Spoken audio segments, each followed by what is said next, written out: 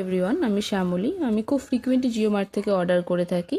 তো যাই হোক, আজকেও আমি অ্যাজ ইউজুয়াল 3টে অর্ডার করেছি। তো 3টে অর্ডার করার পরেই 3টে প্রোডাক্ট এসছে। তো তার মধ্যে একটা প্রোডাক্টের এক্সপায়ার ডেট তোমরা দেখতে পাচ্ছ অক্টোবর 2027। ঠিক আছে, এবার নেক্সট প্রোডাক্টে যাচ্ছি। সেখানে আমার যেটা এক্সপায়ার ডেট মেনশন আছে সেটা হলো নভেম্বর 2027। ওকে, এবার লাস্ট যেটা প্রোডাক্ট আছে সেই প্রোডাক্টে আমি যাচ্ছি। লাস্ট প্রোডাক্টটা হলো মিল্ক মেড নেসলের। সেটা আমি জিও মার্টে থেকে অর্ডার করছি, আর এটার এক্সপায়ার ডেট হলো 11/3/2026। আর আজকে হলো 19 তারিখ। সেটা আমি আপনাদের প্রুফও দেখাচ্ছি। এটা হলো আমার অর্ডার ডিটেলস। আজকে 19শে মার্চ। এখানে 3টে প্রোডাক্টের পুরো ডিটেলস দেওয়া আছে, কোনটা কত নিয়েছে। এখানে আমার ফোন নাম্বার আর অ্যাড্রেস দেওয়া আছে, সেই জন্য আমি এটা হাইড করে দিচ্ছি। আর নিচে অর্ডার আইডি দেওয়া আছে।